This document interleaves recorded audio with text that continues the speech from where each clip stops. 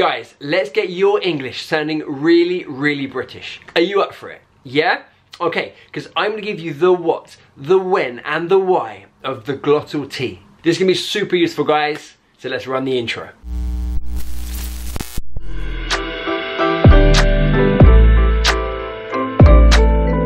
Today we're looking at the Glottal T, but before we do, stop and hit that subscribe button so that you don't miss a single English lesson with me. Alright, if you hit it, alright, let's get on.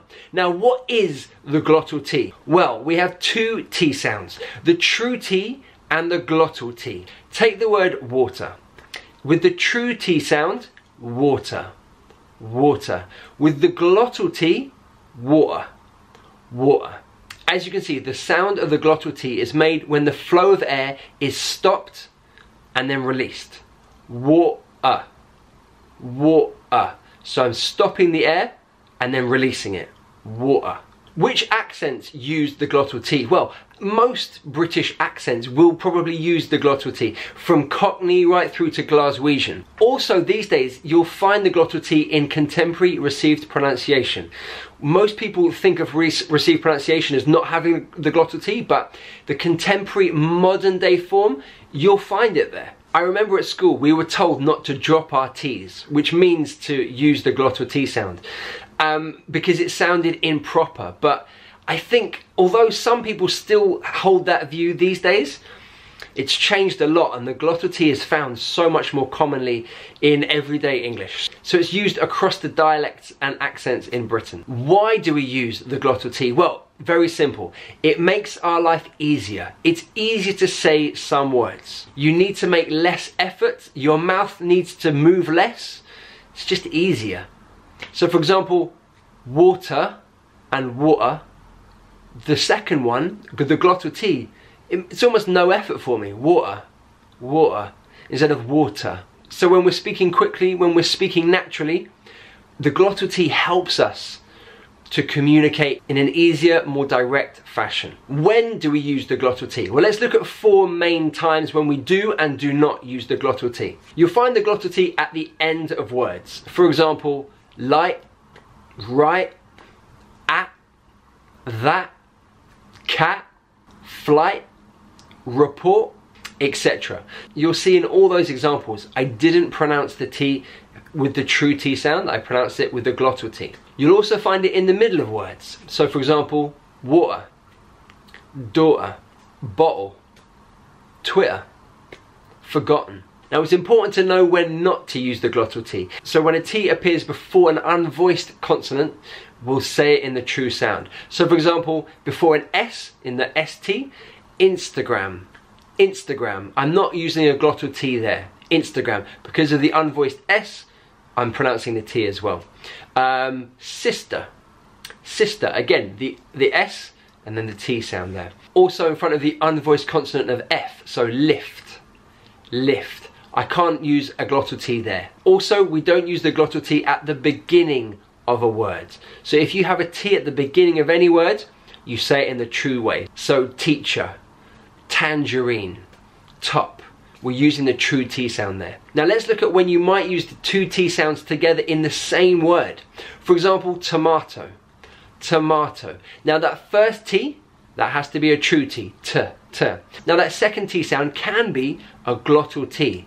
So I could say tomato, tomato. So the T, true T, and then the Glottal T, tomato, tomato. Now what you'll regularly find is that people will often use both the true T and the Glottal T in the same words, or in the same sentence, or in the same conversation. So for example, I might say in the same sentence, I might use a true T and a Glottal T. So for example, have you got any bottled water?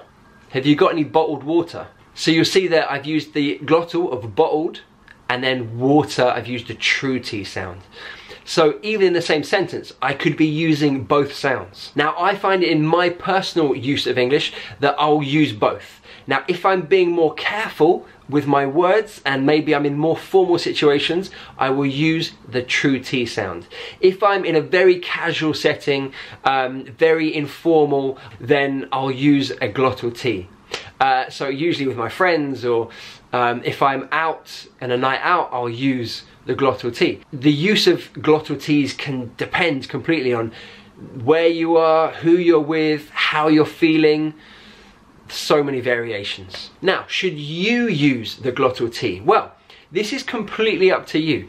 It depends on your situation, how you're using your English, where you're using your English, and what you want to communicate. So I would say the most important thing for you guys learning English, that you understand when other people are using the Glottal T. So receptive skills are the most important thing, because if you're watching a television show, or you're listening to a song, or you're speaking to someone while traveling, they may use the Glottal T. So you need to be ready to understand what they're saying. So that's the most important thing. Now, whether you use it in your spoken English, it's your choice. Do what you want. If you feel comfortable using it, fantastic. If you think, well, it's not the English that I want to use, also perfectly fine. So for receptive skills, super important. For production, it's up to you. All right, let's practice. Let's practice. Now, I'm going to give you some sentences, and I'll give you a couple of seconds to say them using a Glottal T or a true T. It's up to you. And then I'll give you an example right after. Okay? So, have a look at the sentence. Say it with a Glottal T. Say it with a true T, whatever you want. And then I'm going to give you an example afterwards. Okay, are you ready? Let's do this.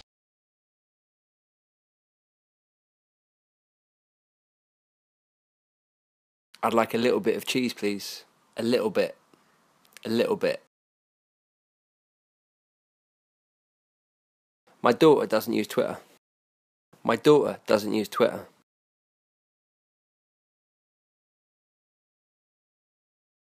I had a lot of fun at the party. I had a lot of fun at the party.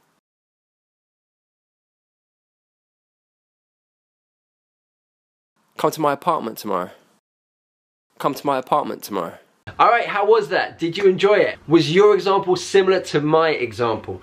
If you want, go back and do it again, okay? Practice makes perfect, okay? So stop the video, go back, do a couple more examples. Also, let me know if you enjoy that practice section of the video. Let me know in the comments below, and then I'll do it again in future videos. All right. Thank you so much for hanging out with me, guys. Remember to hit that subscribe button. Hit it now. Hit that notification button so that you don't miss a single English lesson. I release new videos every Tuesday and every Friday to help you take your English to the next level. I've really enjoyed this one, guys. I think this is a super useful lesson that you guys need to know if you're interested in British English. This is essential. All right, so until next time, guys, thank you so much for hanging out with me. This is Tom the Chief Dreamer saying goodbye.